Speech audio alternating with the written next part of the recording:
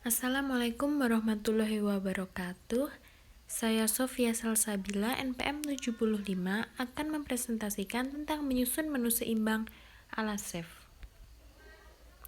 Nah, yang pertama yaitu ada kompetensi dasar, yaitu mengaitkan struktur, fungsi, proses, dan kelainan atau penyakit yang dapat terjadi pada sistem pencernaan makanan pada manusia atau hewan tertentu.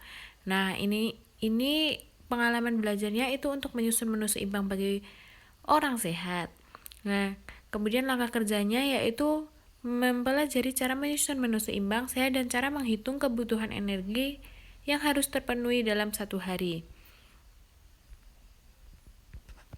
Nah, data pengamatannya yaitu data diri, yaitu saya dengan tinggi badan 160 cm, berat badan 58 kg, kemudian umurnya 19 tahun. Maka berat badan normal yaitu dengan rumus tinggi badan dikurangi 100 sama dengan 60. Nah, kemudian berat badan ideal yaitu didapatkan dari rumus tinggi badan dikurangi 100 dikurangi 10% dari tinggi badan. Nah, ini didapatkan 54 kg. Jadi status gizi saya yaitu dengan perhitungan menggunakan IMT, yaitu BB per TB kuadrat, yaitu 58 per 1,6 kuadrat, jadinya 22,65. Nah, ini status gizi normal. Kemudian kebutuhan zat gizi ini dihitung dengan BMR, yaitu 1429,7 kalori. Selanjutnya yaitu ada kebutuhan gizi jika dihitung dengan faktor aktivitas, yaitu karena saya jarang olahraga maka saya menggunakan 1,3, jadinya kalori yang dibutuhkan dalam satu hari yaitu 1858,61 kalori. Selanjutnya kebutuhan protein itu dihitung dengan BBI per BBAKG dikali protein. Nah, ini BBAKG ini didapatkan dari tabel angka kecukupan gizi pada umur 19 tahun. Maka di sini BBAKG saya yaitu 55 dan kemudian protein yaitu didapatkan pada tabel angka kecukupan gizi pada protein pada umur 19 tahun, maka di sini ada 60. Nah, kemudian hasilnya kebutuhan protein saya selama satu hari yaitu 58,9 gram. Nah, kebutuhan lemak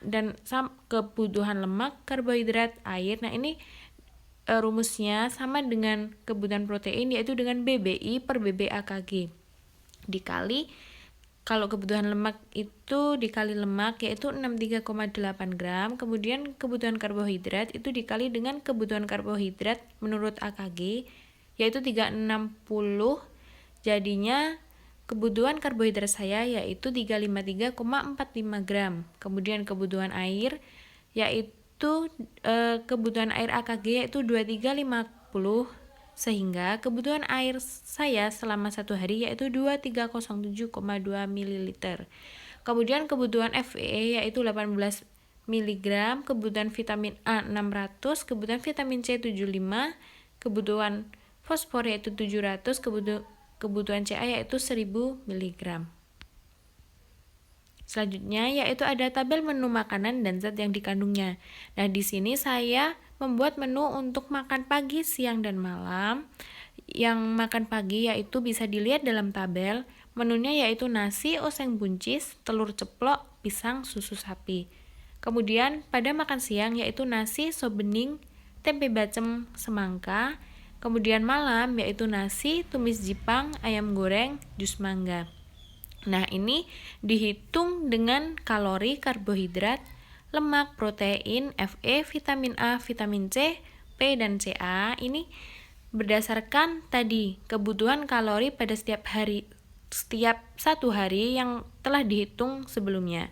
Nah, ini jumlahnya harus sesuai, yaitu kalorinya jumlah 1858 kalori, kemudian karbohidrat 353,4, lemak 63 gram, kemudian protein 58 gram, Fe 18 mg, vitamin A 600, vitamin C 75, P 700, kemudian Ca 1000 mg.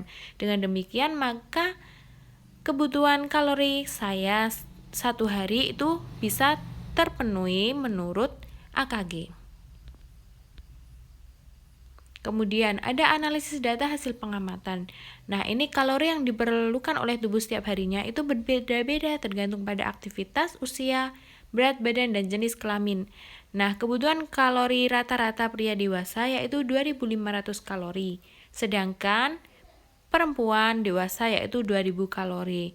Nah, pada tubuh saya setelah dihitung dengan BMR itu diperoleh 1429,7 kalori, dan apabila dihitung dengan aktivitas yaitu jarang olahraga, maka kebutuhan kalori saya setiap harinya yaitu 1858,61 kalori. Selanjutnya, mengapa setiap orang perlu mengonsumsi makanan yang seimbang? Nah, karena makanan dengan gizi yang seimbang itu akan menyehatkan tubuh. Karena dengan adanya zat-zat penting yang diperlukan tubuh akan terpenuhi. Nah, ini mensuplai tubuh dengan zat tenaga, pembangun, pengatur sesuai kebutuhan.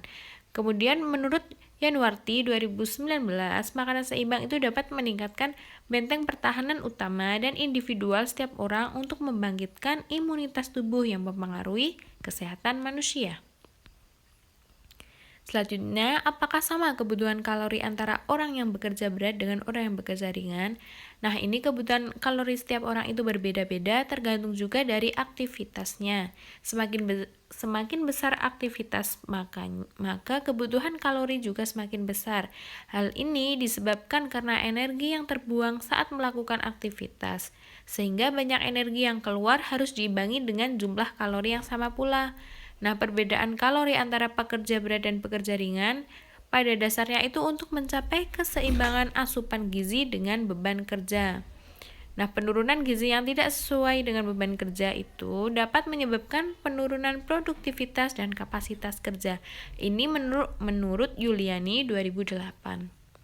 Selanjutnya, mengapa setiap orang perlu mengonsumsi makanan yang seimbang? Nah, ini makanan yang seimbang itu akan menyehatkan tubuh karena adanya zat-zat penting yang diperlukan dalam tubuh sesuai kebutuhan, yaitu seperti zat tenaga, zat pembangun, zat pengatur sesuai kebutuhan. Selanjutnya, apakah yang harus dilakukan jika menu yang kita makan setiap harinya melebihi dari menu yang dianjurkan? Nah, ini kelebihan asupan kalori itu dapat diatasi dengan mengurangi tetapi dengan cara bertahap pada setiap harinya. Juga dengan melakukan olahraga untuk mengurangi kalori yang kita makan agar kalori yang dibutuhkan itu dapat seimbang. Nah, kelebihan asupan ini dapat dikurangi dengan cara bertahap. Misalnya dalam waktu 1 minggu itu, misal hari pertama kita makan yaitu 1 porsi piring itu 5 sendok. Nah, kemudian hari berikutnya bisa dikurangi menjadi 4, 3, 2 sendok seperti itu. Selanjutnya, penerapan dalam kehidupan sehari-harinya yaitu kecukupan gizi setiap orang itu berbeda tergantung dari umur, berat badan, dan pekerjaan. Nah, untuk itu diperlukan penyusunan menu seimbang dalam keluarga yang sesuai dengan kecukupan gizi yang dianjurkan. Nah, makanan yang bergizi itu tidak harus mahal, tetapi tiap keluarga dapat menyesuaikan menu sehari-hari dengan biaya hidupnya meskipun terbatas. Selanjutnya, kesimpulannya yaitu kebutuhan gizi seorang itu berbeda-beda. Ya, ini tergantung pada aktivitas yang dilakukan, usia, berat badan, jenis kelamin, serta berat tidaknya pekerjaan manusia. Oleh karena itu, diperlukan asupan gizi yang tepat sehingga kebutuhan kalori dengan tubuh dapat seimbang dengan aktivitas yang dilakukan. Nah, kemudian ini makanan dengan gizi seimbang itu akan diperlukan untuk tubuh untuk sebagai zat tenaga, pembangun, pengatur sesuai kebutuhan. Selain itu untuk membangkitkan imunitas tubuh yang mempengaruhi kesehatan manusia. Selanjutnya yaitu dalam memenuhi keseimbangan gizi itu dilakukan dengan menyusun menu makanan sehari-hari sesuai dengan kecukupan gizi setiap orang. Makanan yang bergizi itu tidak harus mahal sehingga tiap keluarga dapat menyesuaikan menu sehari-hari dengan biaya hidupnya meskipun terbatas. Nah, ini penyusunan makanan bergizi seimbang itu harus sesuai dengan kecukupan gizi yang dianjurkan agar terpenuhi keseimbangan gizi dan terhindar dari berbagai macam penyakit. Oke, sekian dari saya. Apabila ada salah dan kurangnya saya mohon maaf. Wassalamualaikum warahmatullahi wabarakatuh.